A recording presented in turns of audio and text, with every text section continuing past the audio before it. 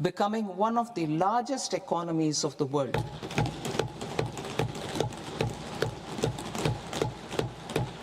Our aim is to transform aspiration into achievement and potential into performance as we ensure that the dividends of growth reach every farmer, the scheduled caste, the scheduled tribes, the nomads, the youth, the poor, and the women. In Vikasit Bharat Young Leaders Dialogue 2026, several innovative ideas were shared with our Prime Minister, which have inspired many of the proposals, making this a unique Yuva Shakti-driven budget.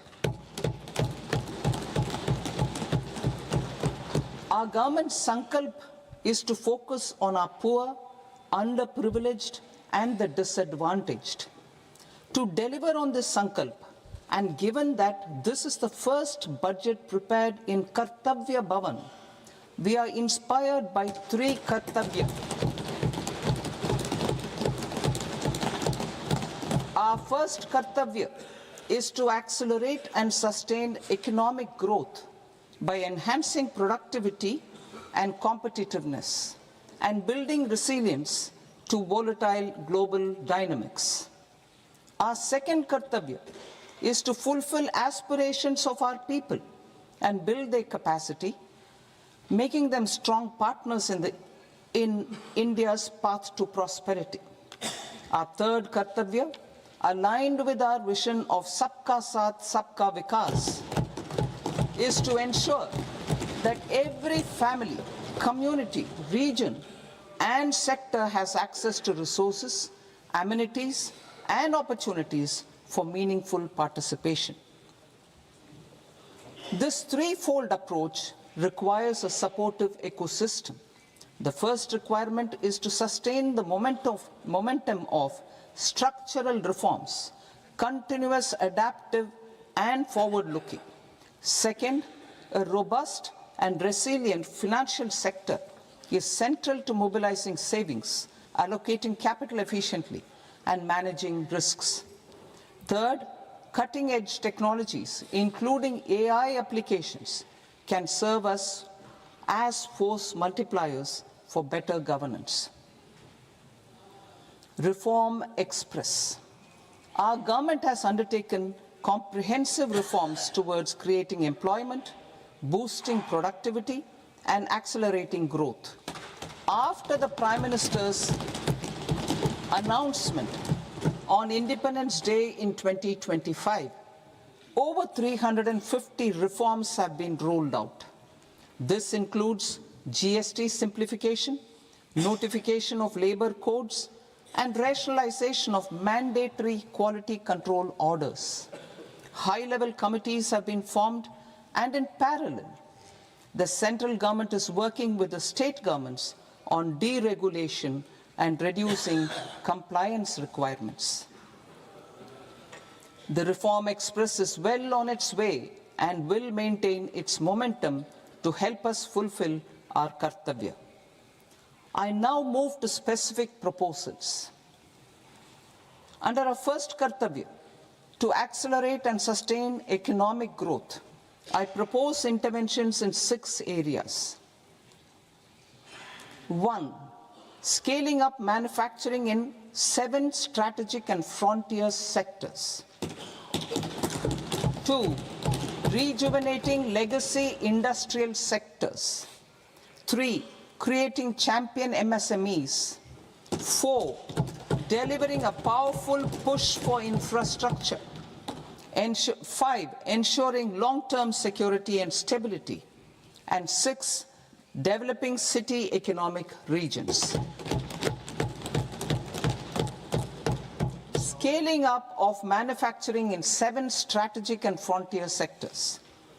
Biopharma Shakti, meaning biopharma strategy for health advancement through knowledge, technology, and innovation. India's disease burden is observed to be shifting towards non-communicable diseases like diabetes, cancer, and autoimmune disorders. Biologic medicines are key to longevity and quality of life at affordable costs. To develop India as a global biopharma manufacturing hub,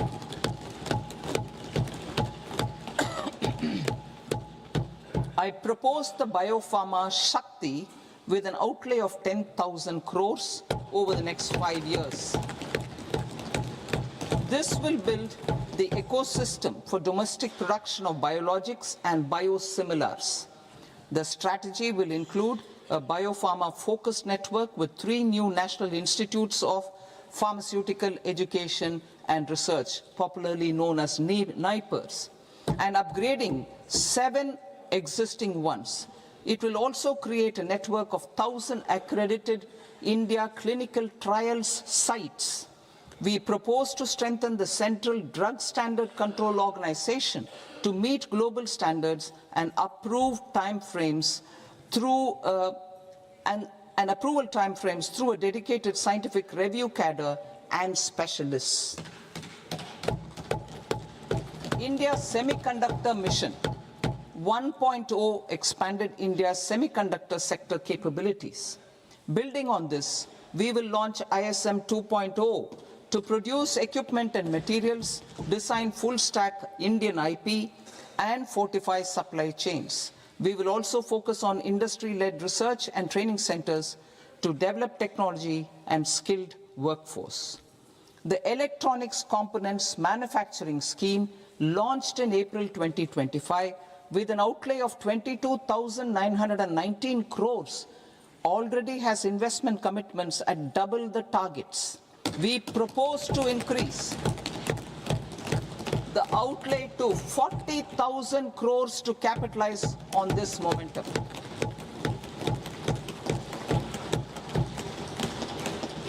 A scheme for rare earth permanent magnets was launched in 2025 November. We now propose to support the mineral-rich states of Odisha, Kerala, Andhra Pradesh, and Tamil Nadu to establish dedicated rare earth corridors to promote mining, processing, research, and manufacturing. To enhance domestic chemical production and reduction import dependency and reduce import dependency, we will launch a scheme to support states in establishing 3 dedicated chemical parks through challenge route on a cluster-based plug-and-play model. Strong capital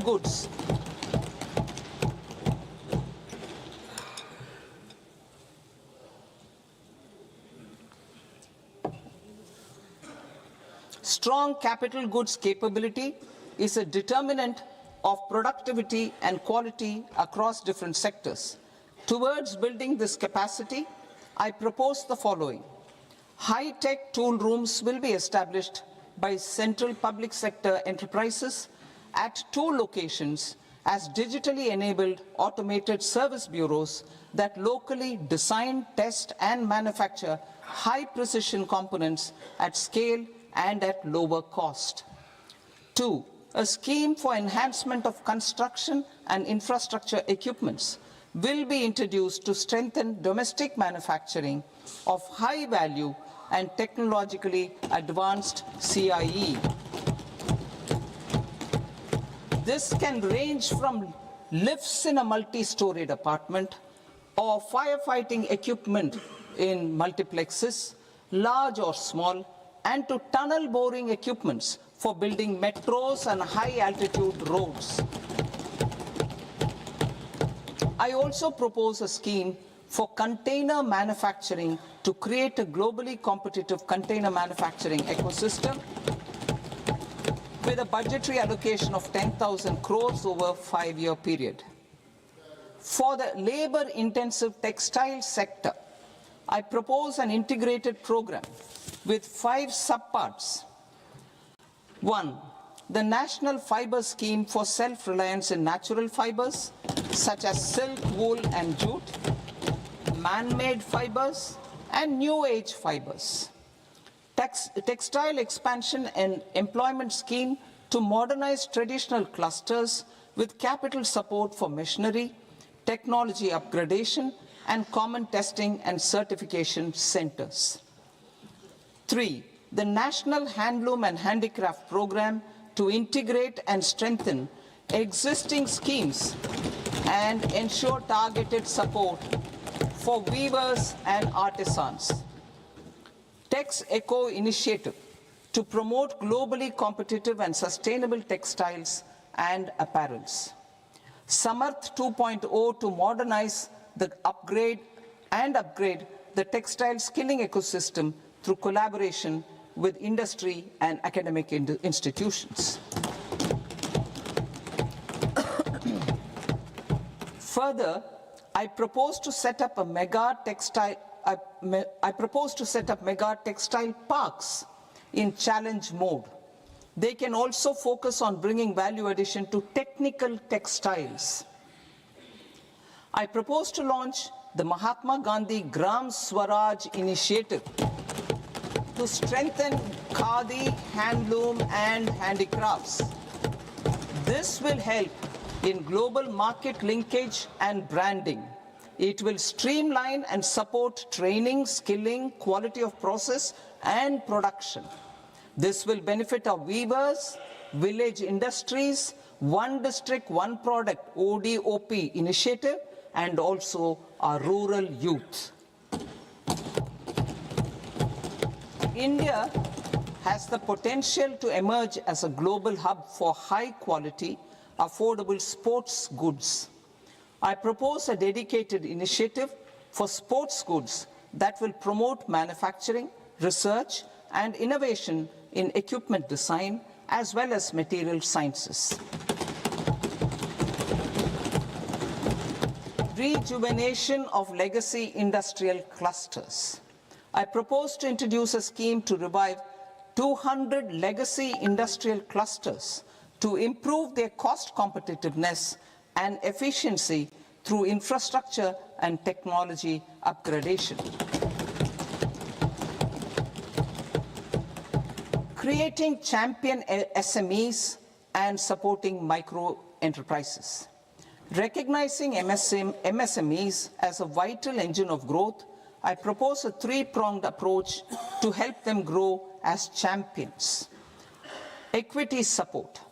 I propose to introduce a dedicated 10,000 crores SME growth fund to create future champions, incentivizing enterprises based on select criteria. I also propose to top up the Self-Reliant India Fund set up in 2021 with 2,000 crores to continue support to micro enterprises and maintain their access to risk capital. Liquidity support. With TREDS, more than 7 lakh crore has been made available to MSMEs. To leverage its full potential, I propose 4 measures. 1. Mandate TREDS as the transaction settlement platform for all purchases from MSMEs by CPSEs, serving as a benchmark for other corporates. 2. Introduce a credit guarantee support mechanism through CGTMSE for invoice discounting on TREDS platform. 3. Link GEM with TREDS for sharing information with financiers about government purchases from MSMEs, encouraging cheaper and quicker financing. 4. Introduce TREDS receivables as asset-backed securities, helping develop a secondary market, enhancing liquidity and settlement of transactions.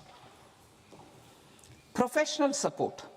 Government will facilitate professional institutions such as the ICAI, ICSI, ICMAI to design short-term modular courses and practical tools to develop a cadre of corporate mitras, especially in Tier 2 and Tier 3 towns. These accredited para-professionals will help MSMEs meet compliance requirements at affordable costs. Infrastructure. During this past decade, our government has undertaken several initiatives for large-scale enhancement of public infrastructure, including through new financing instruments such as Infrastructure Investment Trust (InvITs) and Real Estate Investment Trust (REITs), and institutions like NIIF and NABFID. We shall continue to focus on developing infrastructure in cities with over 5 lakh population, that is Tier 2, Tier 3 cities, which have expanded to become growth centers.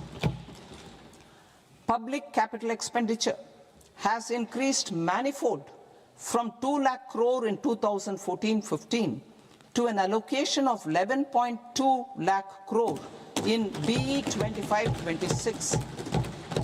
In this coming year, that is financial year 2026-27, I propose to increase it to 12.2 lakh crores to continue the momentum. To strengthen the confidence of private developers regarding risks during infrastructure development and construction phase, I propose to set up an infrastructure risk guarantee fund to provide prudentially calibrated partial credit guarantee to lenders. Over the years, REITs have emerged as a successful instrument for asset monetization. I propose to accelerate recycling of significant real estate assets of the CPSEs through the setting up of dedicated REITs. To promote environmentally sustainable movement of cargo, I propose to 1. Establish new dedicated freight corridors connecting Dankuni in the east to Surat in the west. Operationalize 20 new national waterways over the next 5 years, starting with National Waterways 5 in Orissa to connect mineral-rich areas of Talcher and Angul and industrial centers like Kalinga Nagar to the ports of Paradeep and Dhamra. Training institutes will be set up as regional centers of excellence for development of required manpower for these waterways. This will benefit youth in the entire stretch of the waterways to train and acquire skills. Further, a ship repair ecosystem catering to inland waterways will also be set up at Varanasi and Patna. And C, launch a coastal cargo promotion scheme for incentivizing a modal shift from rail to road to increase the share of inland waterways and coastal shipping from 6% to 12% by 2047. To enhance last mile and remote connectivity and promote tourism, I propose to give incentives to indigenize manufacturing of seaplanes. A seaplane VGF scheme will be also introduced to provide support for operations. Carbon capture, utilization and storage. Aligning with the roadmap launched in December 2025, the carbon capture,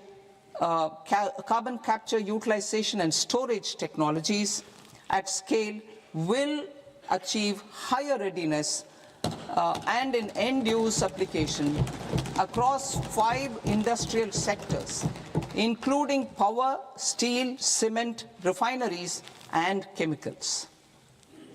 An outlay of 20,000 crore is proposed over the next 5 years for this purpose.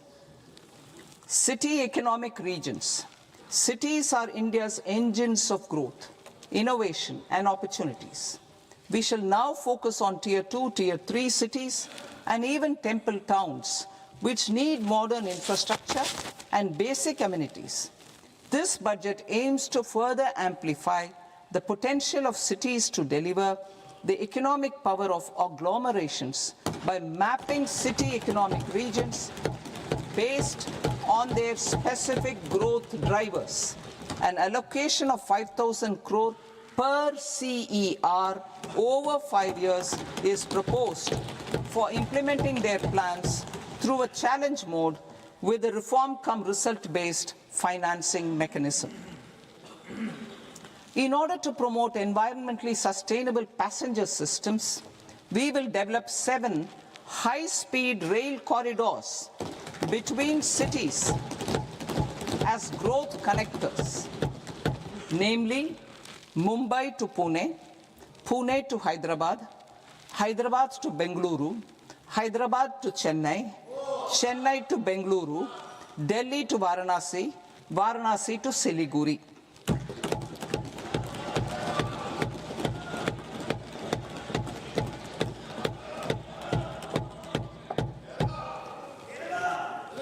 Financial sector. The Indian banking sector today is characterized by strong balance sheet, historic highs in profitability, improved asset quality, and coverage exceeding 98% of villages in the country. At this juncture, we are well placed to futuristically evaluate the measures needed to continue on the path of reform-led growth of this sector. I propose setting up a high-level committee on banking for Vikasit Bharat. High-level committee on banking for Vikasit Bharat to comprehensively review the sector and align it with India's next phase of growth, while safeguarding financial stability, inclusion, and consumer protection. The vision for NBFCs for Vikasit Bharat has been outlined with clear targets for credit disbursement and technology adoption in order to achieve scale and improve efficiency in the public sector NBFCs. As a first step, it is proposed to restructure the Power Finance Corporation and Rural Electrification Corporation. I propose a comprehensive review of the foreign exchange management non-debt instruments rules to create a more contemporary, user-friendly framework for foreign investments consistent with India's evolving economic priorities. Corporate bond market. I propose to introduce a market-making framework with suitable access to funds and derivatives on corporate bond indices. I also propose to introduce total return swaps on corporate bonds. Municipal bonds. To encourage the issuance of municipal bonds of higher value by larger cities, I propose an incentive of 100 crore rupees for a single bond issuance. 100 crore rupees for a single bond issuance of more than 1,000 crore. The current scheme under Amrit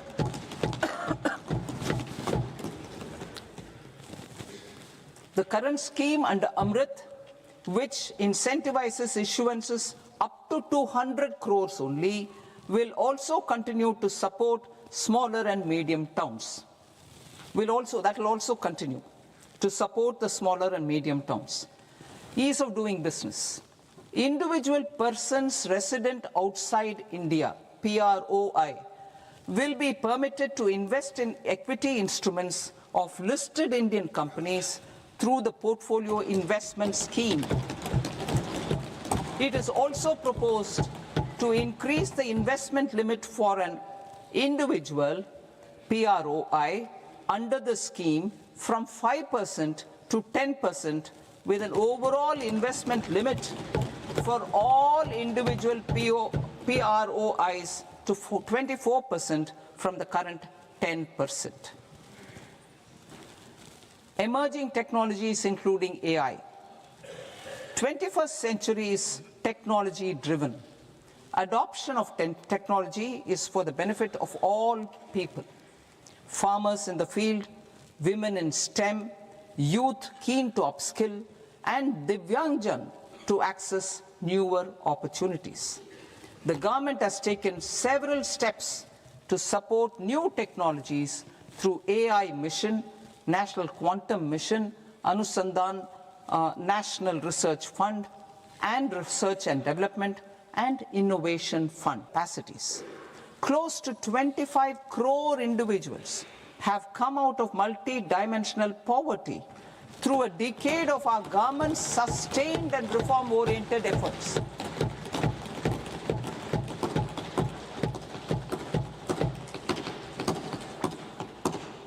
Our government has therefore decided to place India with the following measures.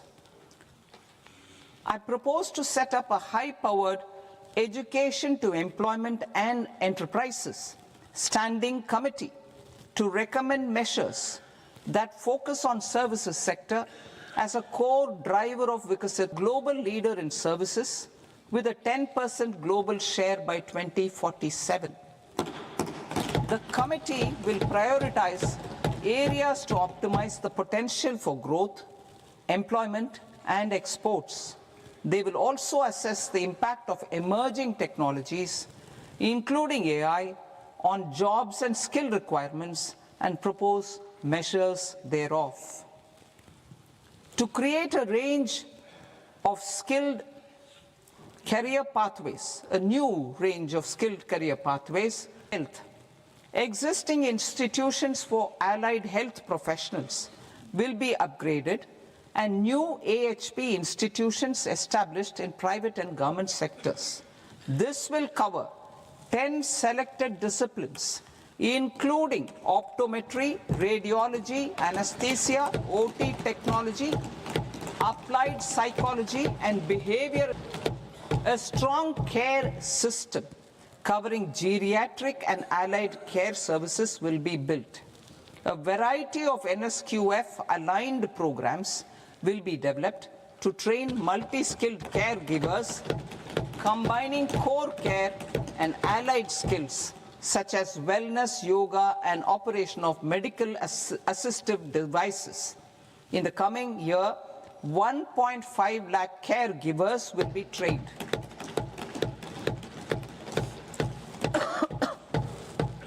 Hubs for medical value tourism.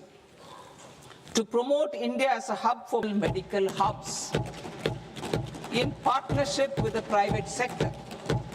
These hubs will serve as integrated healthcare complexes that combine medical, educational, and research facilities. They will have Ayush centers, medical value tourism facilitation centers, and infrastructure for diagnostics, post-care, and rehabilitation. These hubs will provide diverse opportunities, job opportunities for health professionals. Already respected in several parts of the world, was given a mass global recognition when Honorable Prime Minister took it to the UN. Post-COVID, Ayurveda gained a similar global acceptance and recognition. Exporting products to meet growing global demand, a few more steps are being taken. I propose to, 1, set up 3 new All India Institutes of Ayurveda. 2, upgrade Ayush pharmacies and drug testing labs for higher standards of certification ecosystem and make available more skilled personnel. 3, upgrade the WHO Global Traditional Medicine Center in Jamnagar to bolster animal husbandry. Livestock contributes to close to 16% of farm income, including of poor and marginal households. To scale up availability of veterinary support scheme for establishment of veterinary and para-veterinary colleges, veterinary hospitals and institutions will also be facilitated. Orange economy. India's animation, visual effects, gaming and comics sector, AVGC sector, is a growing industry projected to require 2 million professionals by 2030. I propose to support the Indian Institute of Creative Technologies, Mumbai, in setting up ABGC Content Creator Labs in 15,000 secondary schools all over the country and 500 colleges. Indian designers. I propose to boost design education and development in the eastern region of India. Education.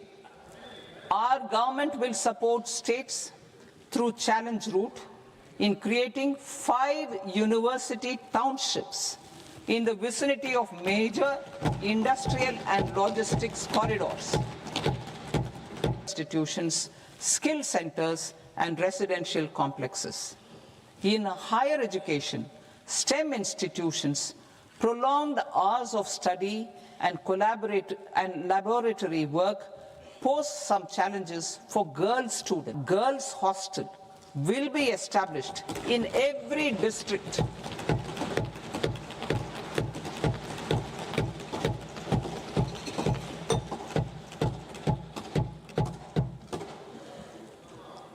To promote astrophysics and astronomy via immersive experiences. 4 telescope infrastructure facilities will be set up or upgraded. The National Large Solar Telescope, the National Large Optical Infrared Telescope, the Himalayan Chandra Telescope, and the Cosmos 2 Planetarium. Tourism. The tourism sector has the potential to play a large role in the employment generation, forex earnings, and expanding the local economy. I propose to set up a National Institute of Hospitality by upgrading the existing National Council for Hotel Management and Catering Technology. It will function as a bridge between academia, industry, and government. I also propose a pilot scheme for upskilling 10,000 guides in 20 iconic tourist sites through a standardized, high-quality, 12-week training course in hybrid mode in collaboration with the Indian Institute of Management. A national destination digital knowledge grid will be established to digitally document all places of significance, cultural, spiritual, and heritage. This initiative will create a new ecosystem of jobs for local researchers, historians, content creators, and technology partners. India has the potential and opportunity to offer world-class trekking and hiking experience. We will develop ecologically sustainable mountain trails in Himachal Pradesh, Uttarakhand, and Jammu Kashmir. Also in Araku Valley in the Eastern Ghats and Podigai Malai in the Western Ghats. Turtle trails along key nesting sites in the coastal areas of Odisha, Karnataka, and Kerala. And 3 bird watching trails along the Pulikat Lake in Andhra Pradesh, Tamil Nadu. It's on the border. Under the visionary leadership of Honorable Prime Minister, we established the International Big Cat Alliance in 2024. This year, India is hosting the first ever Global Big Cat Summit, where heads of governments and ministers from 95 range countries will deliberate on collective strategies for conservation. Heritage and culture tourism. I propose to develop 15 archaeological sites, including Lothal, Dolavira, Rakhi Gadi, Adichanallur, Saranath, Hastinapur, and Leh Palace into vibrant experiential cultural destinations. Excavated landscapes will be open to the public through curated walkways. Immersive storytelling skills and technologies will be introduced to help conservation labs, interpretation centers, and guides. The sports sector provides multiple means of employment, skilling, and job opportunities. Taking forward the systematic nurturing of sports talent which is set in motion through the Khelo India program earlier, I propose to launch a Khelo India mission to transform the sports sector over the next decade. The mission will facilitate an integrated talent development pathway supported by training centers which are foundational, intermediate, and elite levels. B, systematic development of coaches and support staff. C, integration of sports science and technology. D, competitions and leagues to promote sports culture and provide platforms. And E, development of sports infrastructure for training and competition. Our third Kartavya aligns with our vision of Sabka Saath, Sabka Vikas towards Vikasit Bharat. This requires targeted efforts for 1. Increasing farmer incomes through productivity enhancement and entrepreneurship, with special attention to small and marginal farmers. B. Empowering Divyangjan through access to livelihood opportunities, training, and high-quality assistive devices. C. Empowering the vulnerable to access mental health and trauma care. D. Focus on the Purvodaya states and the Northeast region to accelerate development and employment opportunities. Fisheries. We will undertake initiatives for integrated development of 500 reservoirs and Amrit Sarovars. 2. Strengthen the fisheries value chain in coastal areas and enable market linkages involving startups and women-led groups together with fish farmer producer organizations. Animal husbandry. To provide quality employment opportunities in rural and peri-urban areas, we will support the animal husbandry sector in entrepreneurship development through A. A credit-linked subsidy program. B. Scaling up and modernization of livestock enterprises. C. Enhanced creation of livestock, dairy, and poultry. Enhanced creation of livestock, dairy, and poultry-focused integrated value chains. And D. Encourage creation of livestock farmer-producer organizations. High-value agriculture. To diversify farm outputs, increase productivity, enhance farmers' incomes, and create new employment opportunities, we will support high-value crops such as coconut, sandalwood, cocoa, cashew in the coastal areas, agar trees in northeast, and nuts such as almonds, walnuts, and pine nuts in our hilly regions. These, all of them, will be supported. India is the world's largest producer of coconuts. About 30 million people, including nearly 10 million farmers, depend on coconuts for their livelihood. To further enhance competitiveness in coconut production, I propose a coconut promotion scheme to increase production and enhance productivity through various interventions, including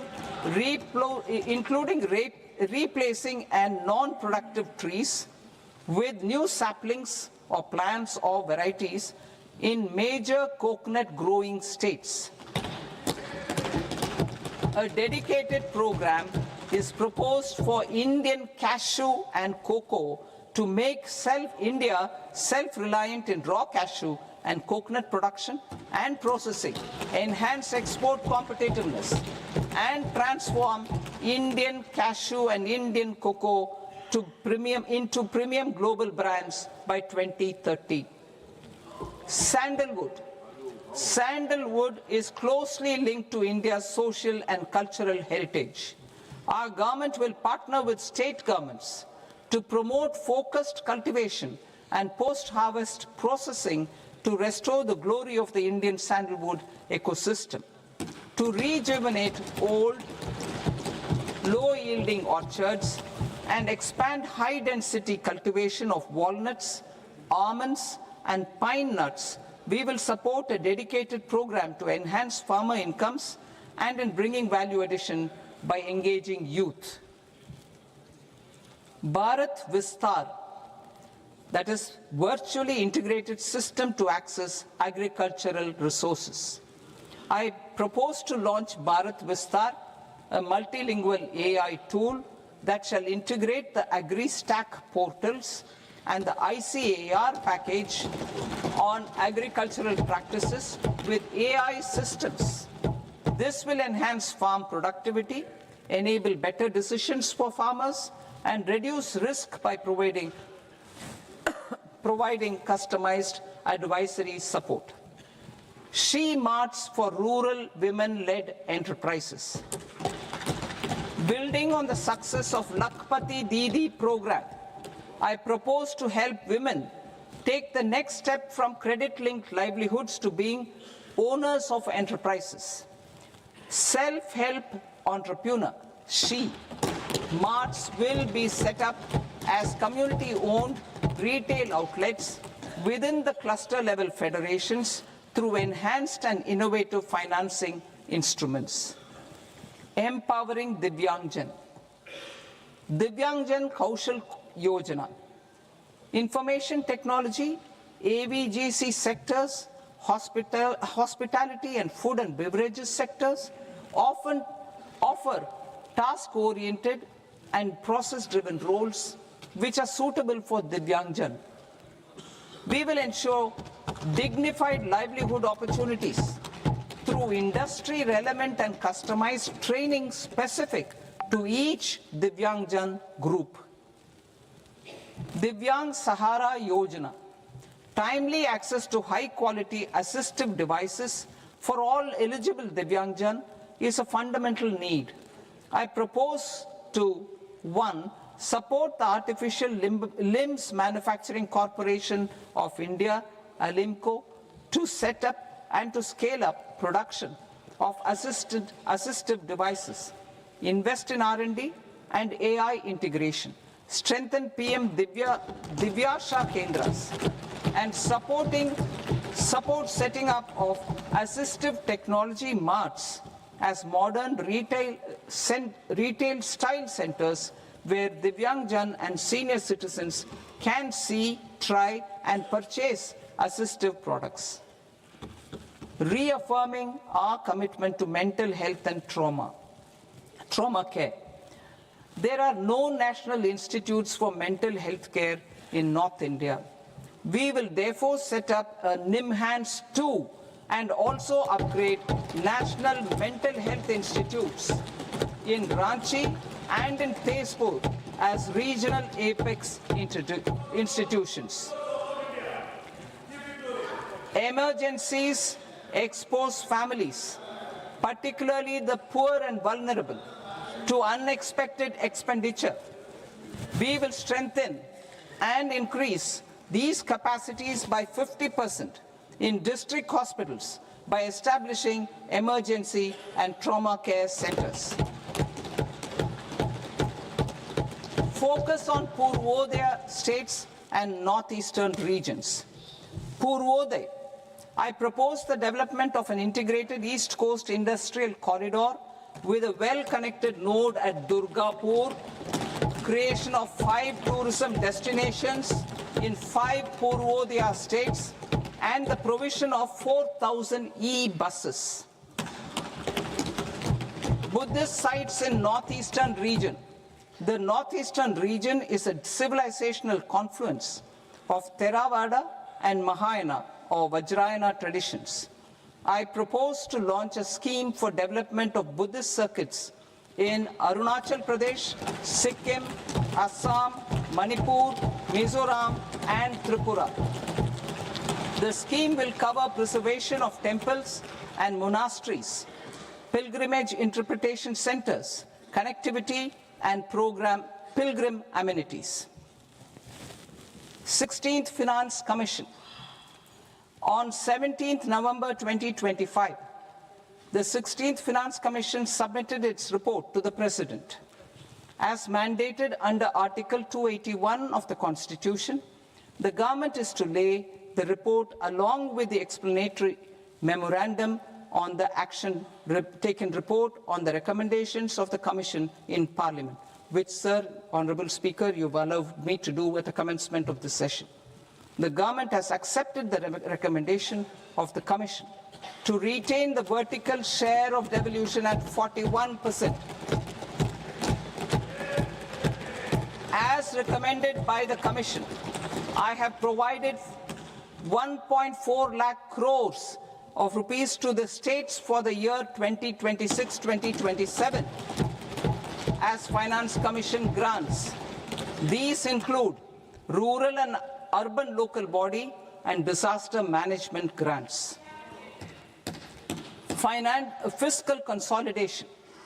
Government has been delivering on our fiscal commitments consistently without compromising on social needs. To strive towards accepted standards of fiscal management in Budget 25-26, I had indicated that the central government would target reaching a debt to GDP ratio of 50 plus or minus 1% by 2030-31. In line with this, the debt to GDP ratio is estimated to be 55.6% of GDP in BE 26-27, compared to 56.1% of GDP in RE 25-26. A declining debt to GDP ratio will gradually free up resources for priority sector lending and expenditure by reducing the outgo on interest payments. One of the main operational instruments for debt targeting is the fiscal deficit. I am happy to inform this august House that I fulfilled my commitment made in 2021-2022 to reduce fiscal deficit below 4.5% of GDP by 25-26. In RE 25-26, the fiscal deficit has been estimated at par with BE of 2025-26 at 4.4% of GDP. In line with the new fiscal prudence path of debt consolidation, the fiscal deficit in BE 26-27 is estimated to be 4.3% of the GDP.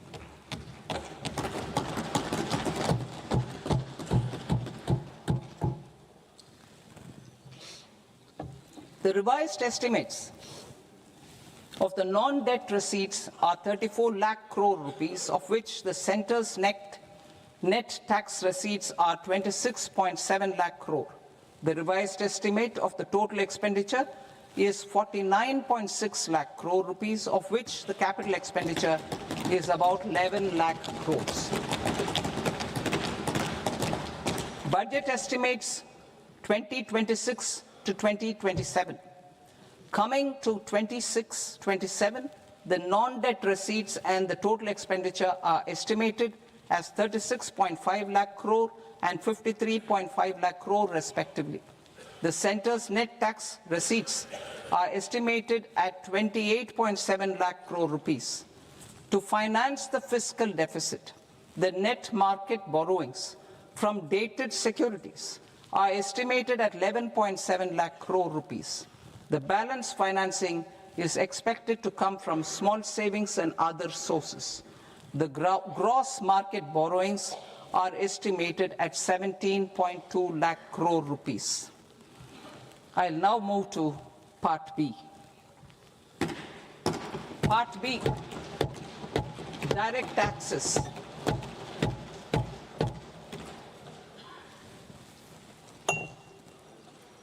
Honorable Speaker, sir, I now present my proposals on direct taxes.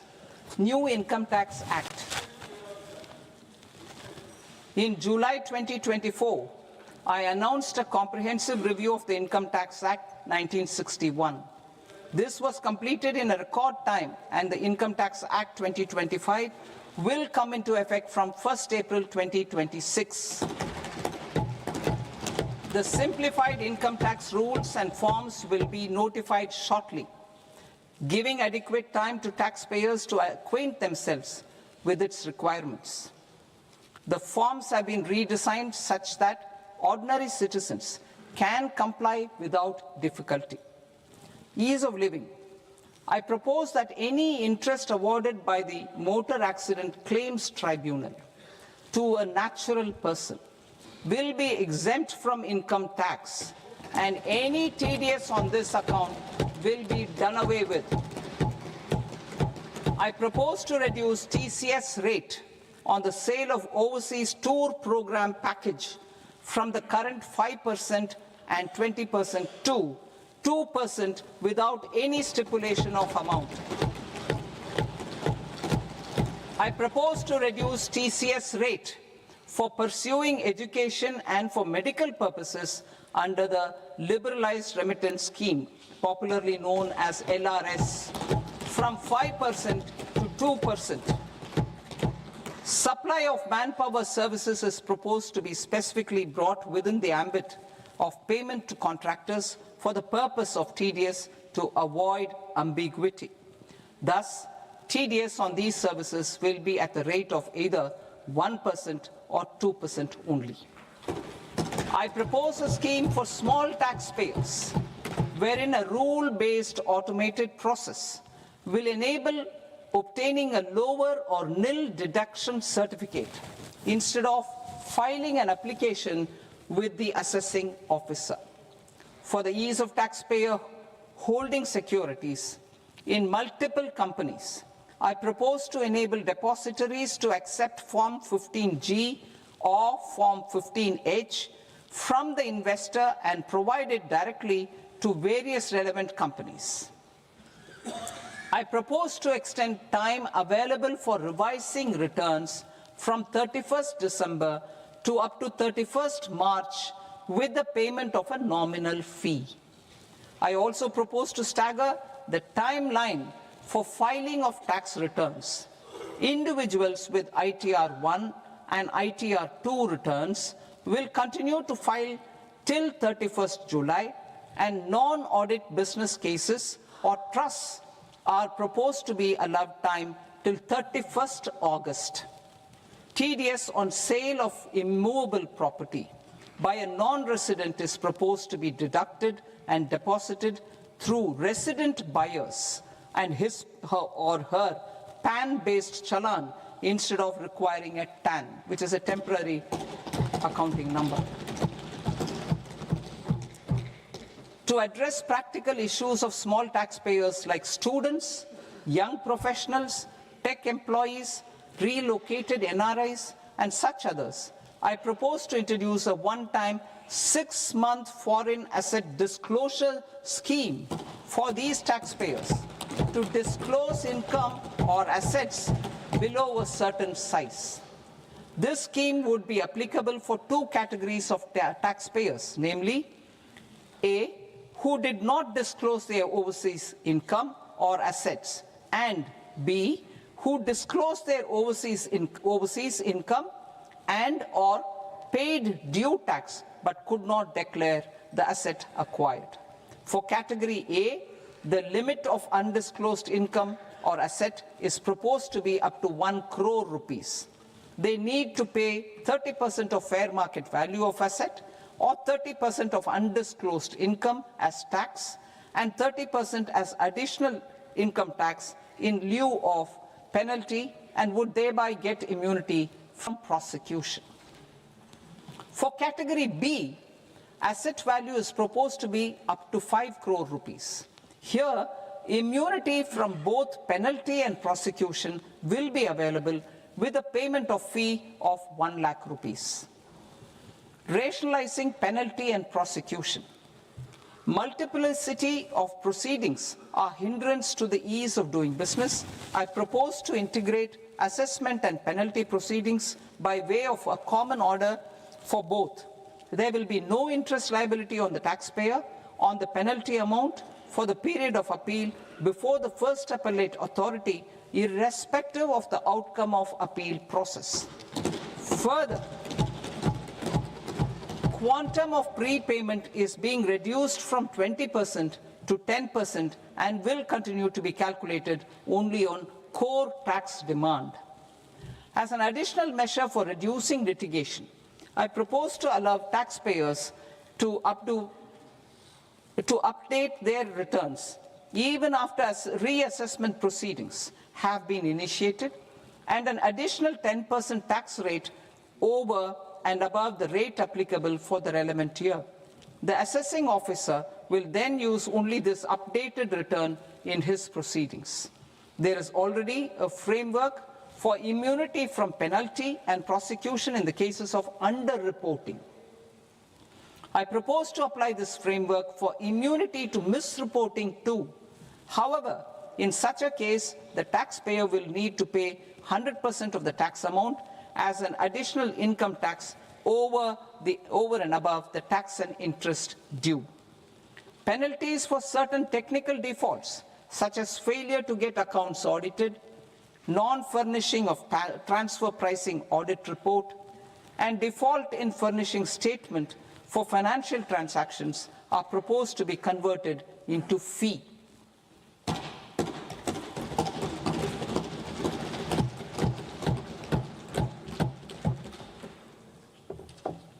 I propose to rationalize prosecution framework under Income Tax Act while maintaining a careful balance for deterrence in some serious offence.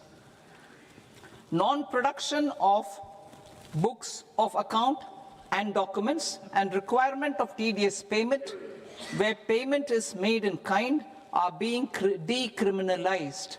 Further, minor offences will attract fine only. The remaining prosecutions will be graded commensurate with the quantum of offence. They will entail only simple imprisonment with maximum imprisonment reduced to 2 years and power to courts to convert even those into fines. There is no penalty. There is no penalty presently for non-disclosure of non-immovable foreign assets with aggregate value less than 20 lakh rupees. I propose to also provide them with immunity from prosecution with retrospective effect from 1/10/2024.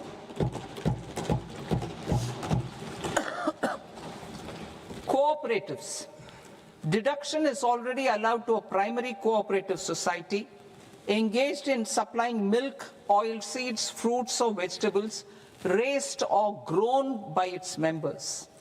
I propose to extend this deduction to also include supply of cattle feed and cotton seed produced by its members. I propose to allow inter-cooperative society dividend income as deduction under the new tax regime to the extent it is further distributed to its members.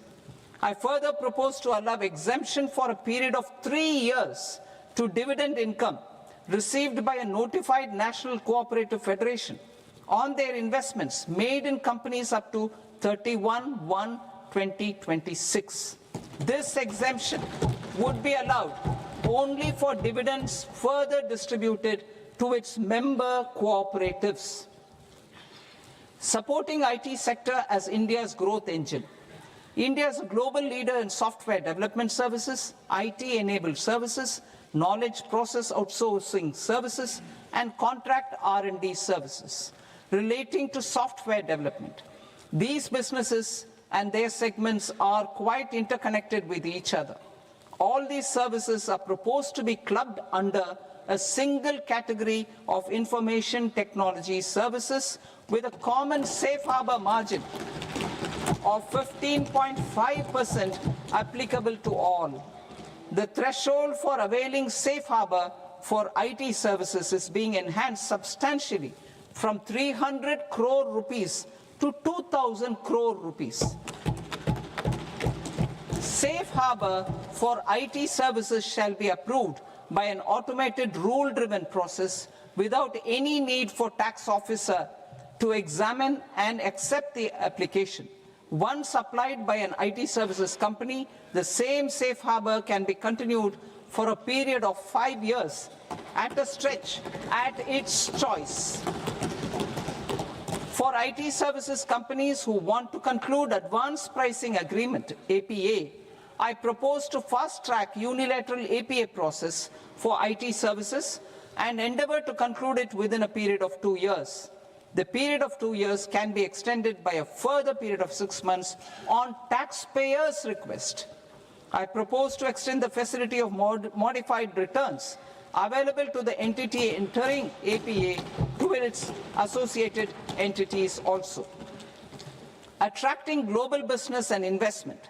Recognizing the need to enable critical infrastructure and boost investment in data centers, I propose to provide tax holiday till 2047 to any foreign company that provides cloud services to customers globally by using data center services from India.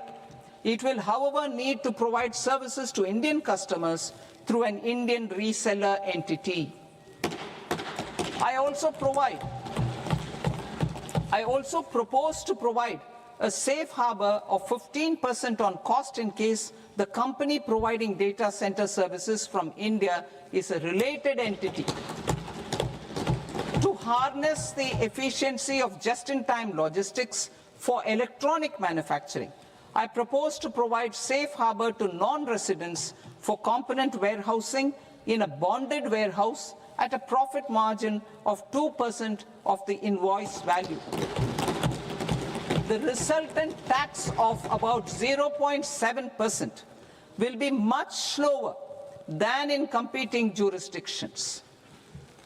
To provide fillip to toll manufacturing in India, I propose to provide exemption from income tax for 5 years to any non-resident who provides capital goods, equipment, or tooling to any toll manufacturer in a bonded zone.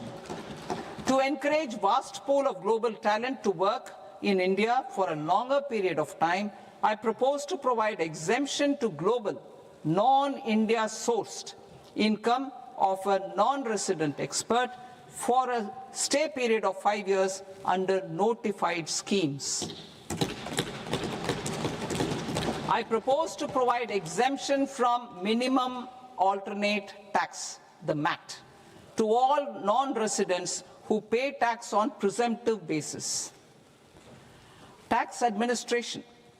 I propose to constitute a joint committee of Ministry of Corporate Affairs and Central Board of Direct Taxes for incorporating the requirements of income computation and disclosure standards, the ICDS, in the Indian Accounting Standards, IND AS itself. Separate accounting requirement based on ICDS will be done away with from the tax year 27-28. To support Prime Minister Modi's vision of homegrown accounting and advisory firms to become global leaders, I propose to rationalize the definition of accountant for the purposes of safe harbor rules. Other tax proposals. Change in taxation of buyback was brought in to address the improper use of buyback route by promoters. In the interest of minority shareholders, I propose to tax buyback for all types of shareholders as capital gains. However, to disincentivize misuse of tax arbitrage, promoters will pay an additional buyback tax. This will make effective tax 22% for corporate promoters. For non-corporate promoters, the effective tax will be 30%. TCS rate for sellers of specific goods, namely alcoholic liquor, scrap, and minerals will be rationalized to 2%, and that on tendu leaves will be reduced from 5% to 2%. I propose to raise the STT on futures to 0.05% from the present 0.02%.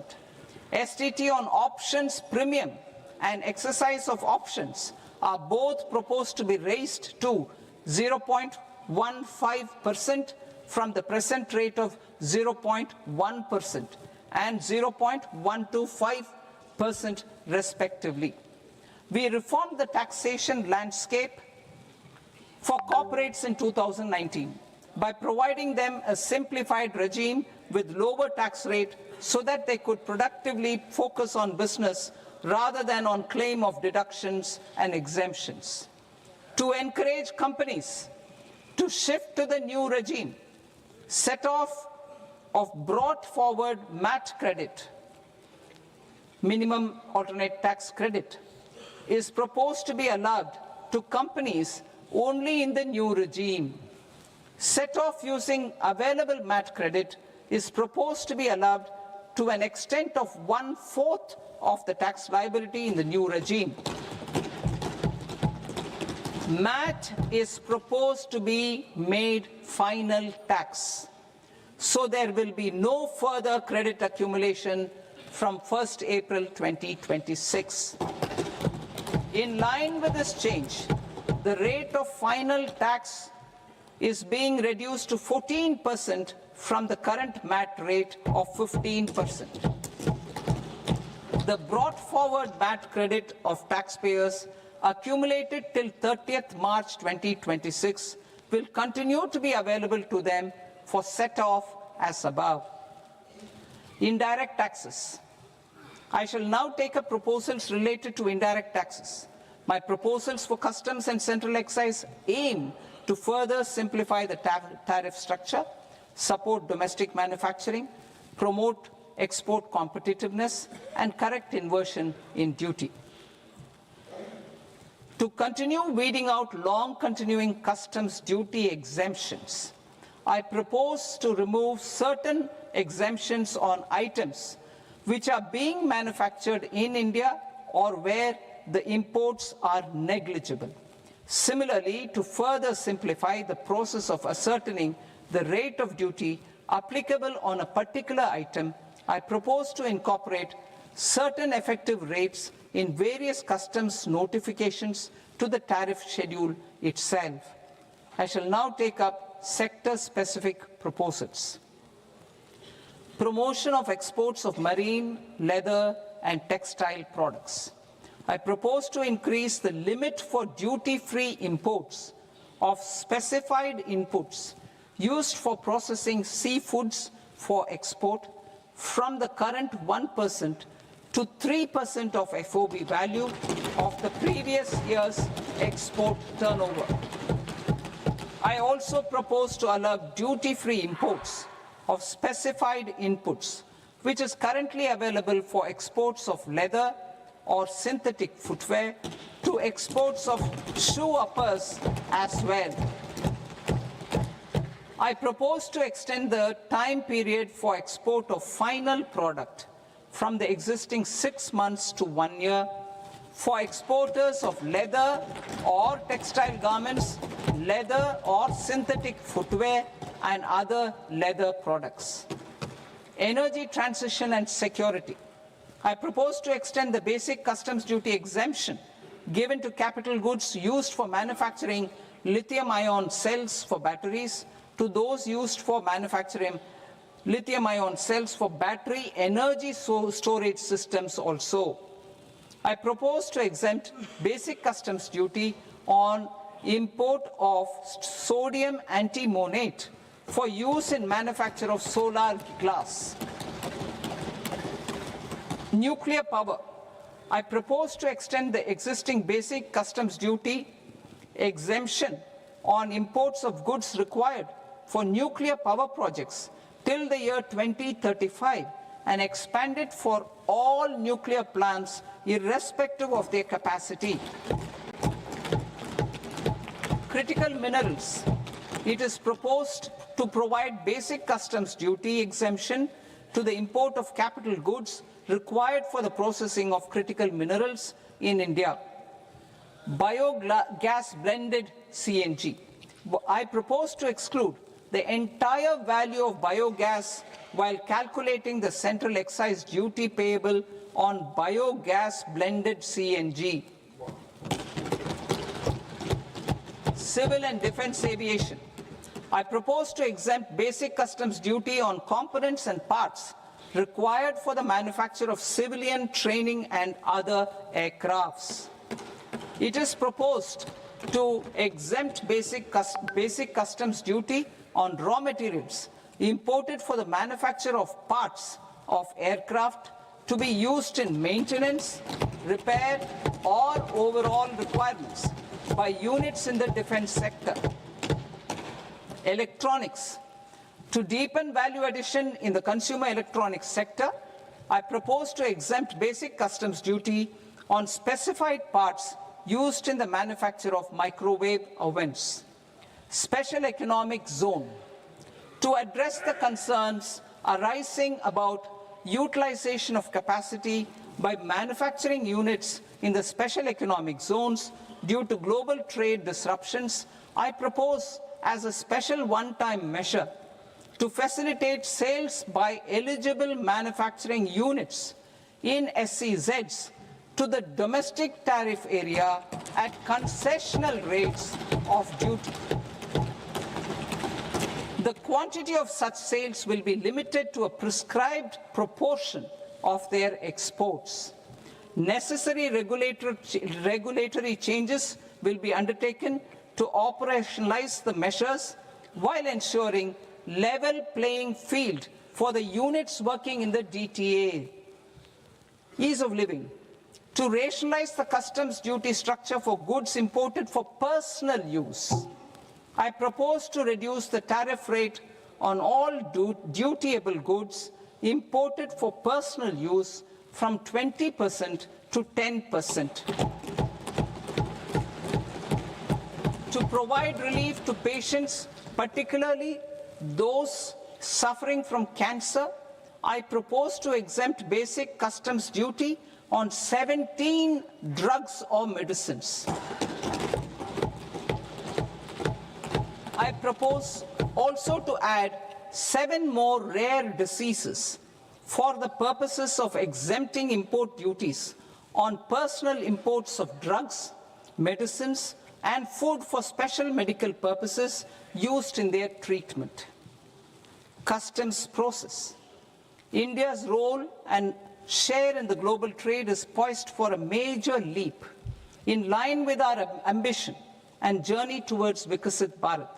In this regard, I propose many measures for custom processes to have minimal intervention for smoother and faster movement of goods and greater certainty to the trade. Trust-based systems.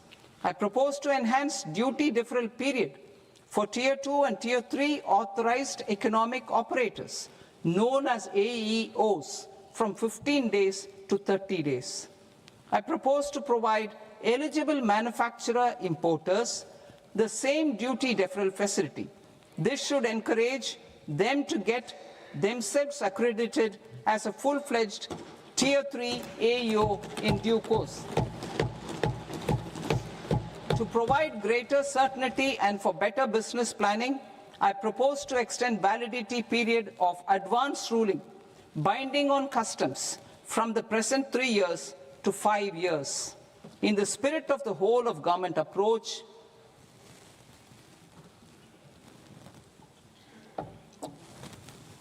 government agencies will be encouraged to leverage AEO accreditation for preferential treatment in clearing their cargo.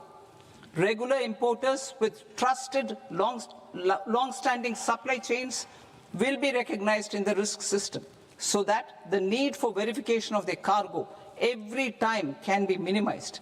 Export cargo using electronic sealing. Export cargo using electronic sealing will be provided through clearance from the factory premises to the ship. For import of goods not needing any compliance, filing of bill of entry by a trusted importer and arrival of goods will automatically notify customs for completing their clearance formalities.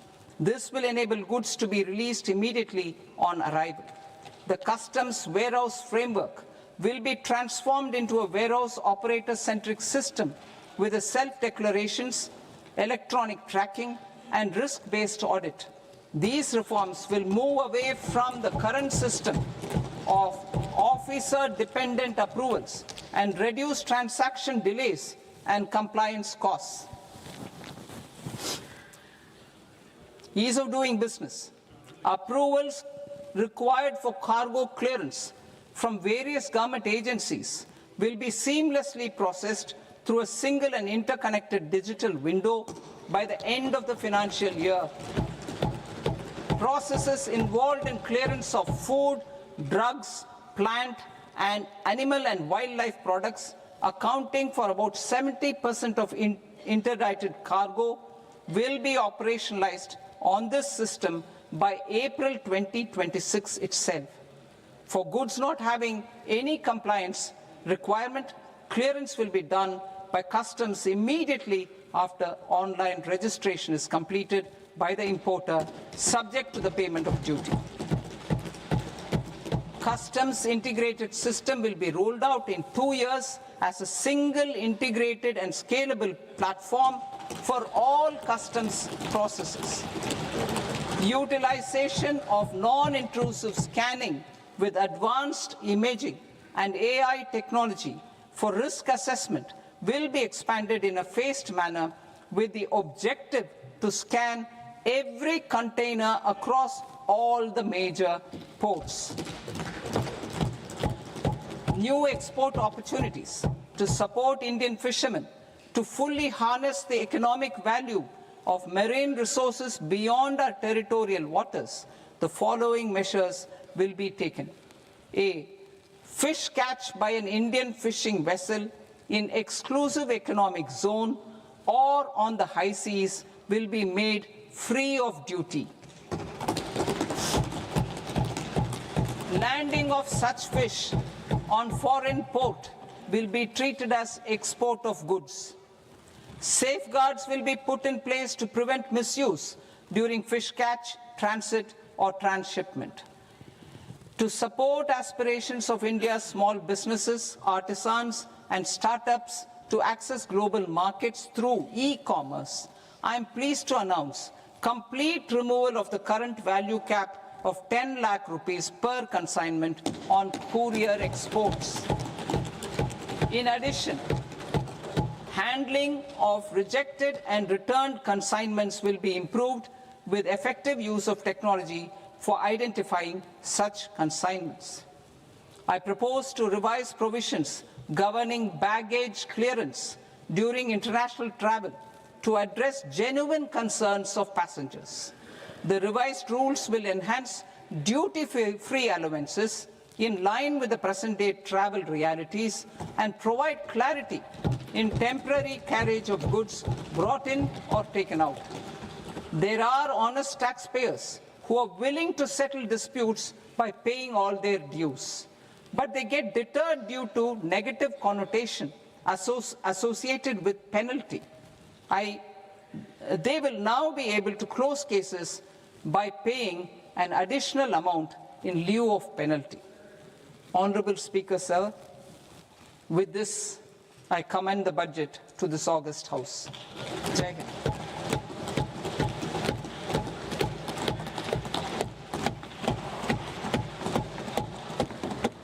One and a half hours. Item number 3 माननीय वित्त मंत्री जी.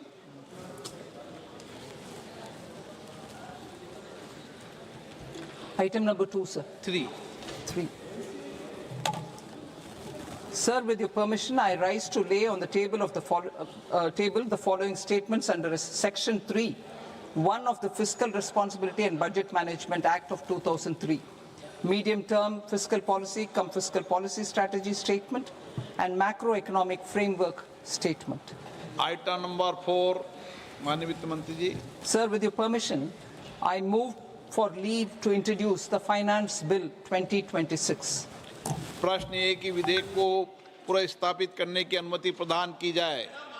जो सदस्य इस पक्ष में हाँ गए, जो सदस्य विरोध में ना गए, मेरे विचार में निर्णय हाँ वालों के पक्ष में, हाँ वालों के पक्ष में अनुमति प्रदान की जाती है। माननीय मंत्री जी, अब विधेयक पूरे स्थापित करें। Sir, I introduce the bill. माननीय सदस्यगण, आपको सूचित किया जाता है कि माननीय वित्त मंत्री जी के बजट भाषण की कॉपी पब्लिकेशन काउंटर पर ली जाती है। बजट भाषण और बजट से संबंधित दस्तावेज आपके मोबाइल फोन और मेंबर पोर्टल्स पर ही उपलब्ध है। सभा की कार्रवाई कल सोमवार दिनांक 2 फरवरी 2026 को प्राप्त 11 बजे तक के लिए स्थगित की जाती है।